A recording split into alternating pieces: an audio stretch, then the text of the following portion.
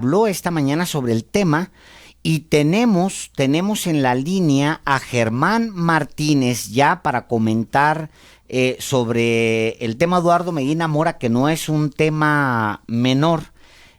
Pues bienvenido a Los Periodistas, Germán. Buenas tardes, Álvaro y Alejandro, un gusto, de la orden. Muchísimas gracias. Germán Martínez Cázar es el senador de Morena y es integrante de la Comisión de Justicia, que conocerá en su momento de la terna que envíe el presidente de la República para la designación del nuevo ministro de la Corte. Pero mientras tanto, senador Germán Martínez, oficialmente no se ha dado a conocer si Medina Mora comparece ante el Pleno para que se conozcan las razones que lo llevaron a la renuncia. Pues sí, no hay un tema oficial todavía hasta que se reúna la mesa directiva y la junta de coordinación, pero ya tenemos esa información que antes dabas, ¿no? El propio presidente de la junta de coordinación, que es el órgano de gobierno del Senado, ha tomado contacto indirecto con el propio ministro dimitente, y entonces ya sabemos que no quiere ir, digamos.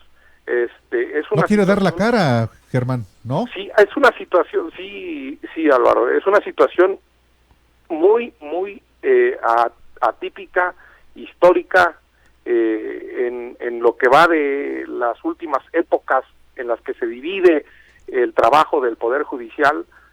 No había ocurrido esto desde 1994 por lo menos. Habían renunciado algunos ministros como Jorge Carpizo, como Miguel Montes, para ocupar algunas otras responsabilidades de Diego Estado. Valadez. El propio Diego Valadez. Sí. Habían renunciado a algún ministro, el ministro Díaz Infante, porque también estaba inmiscuido en asuntos de delitos, Sí. y había renunciado antes por alguna protesta por quebrantar un amparo el vasconcelista Vázquez del Mercado. Así es. Pero eso fue en 1930, por allá. Pero esta es una cosa, un evento muy atípico, y más atípico por el silencio que hay en la renuncia. Allí Claro. hay un silencio, y los silencios jurídicamente se deben interpretar. Hay los silencios en el derecho también cuentan. Aquí hay un silencio en la renuncia de Eduardo Medina Mora que nosotros, los senadores, debemos apreciar políticamente. Claro. No tenemos de otra. Debe haber una libre apreciación política del silencio de la renuncia de Medina Mora. Ahora, ese vacío se está llenando con más información, porque, por ejemplo, el Partido de Acción Nacional, sobre todo la Coparmex, cuyo hermano de Medina Mora es vicepresidente, pues han estado hablando muchísimo en las últimas horas, aprovechando este silencio y también creando teorías. Por ejemplo, la teoría de que se le presionó y se le obligó a ir a la renuncia. Sí, Alejandro. Y ese silencio puede llenarse, digamos, desde que hay una causa grave, pero en su fuero interno, como podría ser la salud de él, o una causa grave interna protegida por la reserva de algún dato personal, algún familiar, en fin, desde ahí hasta una causa grave que tiene que ver con el interés público, como puede ser que esté siendo investigado por algún delito. Yo quiero llenar ese silencio diciendo que hay una causa grave porque él se siente presionado, punto. Y un juez presionado no sirve para ser juez. Un juez presionado no es imparcial. Un juez presionado no es, está bien, y eso es correcto, pero la verdad es que quien debe cuidar esa autonomía es precisamente el juez. Si no dice nada, pues el Senado lo debe llenar, y el Senado debe resolver sobre ese silencio, y debe resolver dándole una licencia, dándole una autorización, dándole una aceptación de su renuncia. Manejo todos esos términos porque todos esos términos son los parlamentarios. Y aquí no hay más que de aceptarle la renuncia y que el silencio lo llenen las autoridades que investigan los delitos. Y esa causa grave es, suena muy raro, como causa grave me siento presionado, pues es como, pues todos nos sentimos presionados a diario. El juez, pues claro, es su labor, sentirse presionado. El juez va a eso, a presionar, a que lo presionen, los argumentos de uno, las pretensiones del otro. Yo quiero decir, sí, en abstracto, que el presidente López Obrador está buscando desmontar la labor de Enrique Peña Nieto. Y en eso yo lo acompaño y yo le aplaudo. El Senado de la República debe desmontar la labor que hizo Emilio Gamboa Patrón en el Senado.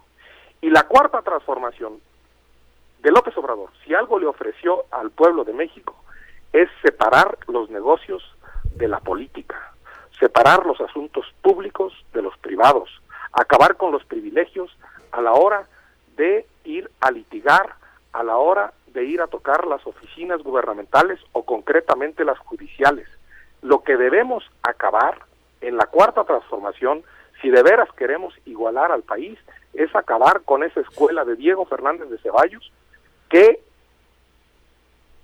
ayudaba a jueces para que después le ayudaran los jueces con asuntos particulares. Es decir, se debe entender la renuncia de Medina Mora como ministro de la Suprema Corte a esta intención de desmontar la herencia, por lo menos desde el punto de vista del Poder Judicial, que dejó Enrique Peña Nieto y sus aliados o empleados o cómplices como Gamboa Patrón o como y Diego Fernández de Ceballos? Para mí, sin duda, debe desmontarse esa connivencia entre la política y el litigio, entre la política y levantar empresas, entre la política y generar riqueza a través de privilegios. Allí hay un silencio atronador detrás de esa renuncia de Eduardo Medina Mora. Yo no lo culpo, yo no lo incrimino a él personalmente porque no ha dicho nada en su renuncia, pero hay un pendiente grande de reformar el Poder Judicial, hay un pendiente grande en este país de corrupción al interior del Poder Judicial, hay ahí nepotismo, hay adscripciones es decir, permanencias de jueces o movimientos de jueces a contentillo de litigantes, y eso debe acabarse. Esa escuela debe acabarse. No estoy señalando a Medina Mora como responsable de eso, él renunció sin decir nada, estará sujeto a las autoridades correspondientes que lo investiguen, se le presume incluso su inocencia, pero nosotros tenemos una tarea relevantísima que es desmontar la herencia de Emilio Gamboa Patrón en el Senado de la República, así como Andrés Manuel López Obrador está desmontando la herencia maldita de Enrique Peña Nieto. Viene la otra parte, que es el nuevo ministro. Las especulaciones van también en el sentido de que López Obrador quiere poner a un nuevo ministro afín a él, como lo hizo ya con los dos anteriores. ¿Cuál es la opinión que tú tienes al respecto? La verdad, yo no participé en la de González Alcántara, el ministro González Alcántara, que también dicen que pues lo puso Andrés Manuel López Obrador porque sí, lo propuso porque es su derecho de proponerlo, y tiene derecho a proponerlo. Sí. Y González Alcántara votó a favor de suspender la entrada en vigor de las remuneraciones que el presidente quiere. O sea, no es... votó, digamos, en contra de la austeridad de las remuneraciones. Permítame así, no es exactamente eso, pero para decirlo claro. Claro. votó en contra de lo que pretendía el presidente. Entonces llegan y votan en contra y como este caso, la verdad es que no se sostiene eso. Aquí hay una regularidad constitucional, aquí hay una atribución del presidente de proponer una terna, aquí hay la atribución del Senado, así se llena el vacío de un ministro, y yo en ese sentido, pues yo creo que hasta no ver las resoluciones no se puede afirmar semejante afirmación.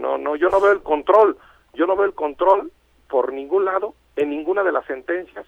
Los jueces reparten, insisto, la mayoría de ellos son buenos, la mayoría de ellos son correctos, y los amparos los reparten conforme a los argumentos y a la libre ponderación de las pruebas. Correcto. Yo veo en eso un poder judicial independiente, que hay que cuidarlo de que sea independiente, que hay que cuidarlo de que sea autónomo, y yo además veo que el ministro tiene que salir por mayoría calificada del Senado, donde no la tiene Morena. Entonces hay que llegar a algunos acuerdos, algunos entendimientos, eso lo sabe y lo hace muy bien Ricardo Monreal. Claro.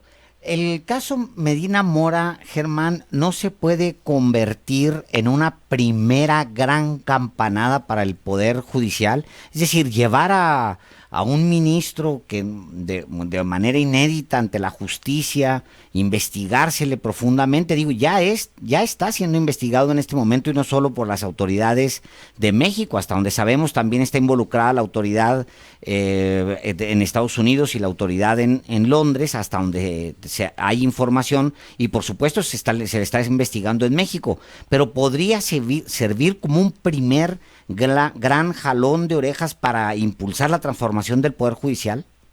El Poder Judicial necesita transformarse, la verdad, antes de Medina Mora y ahora, después de esta renuncia, pues sí, la verdad es que se necesita una gran sacudida al Poder Judicial. Yo insisto en que la mayoría de los jueces federales son buenos. Sí.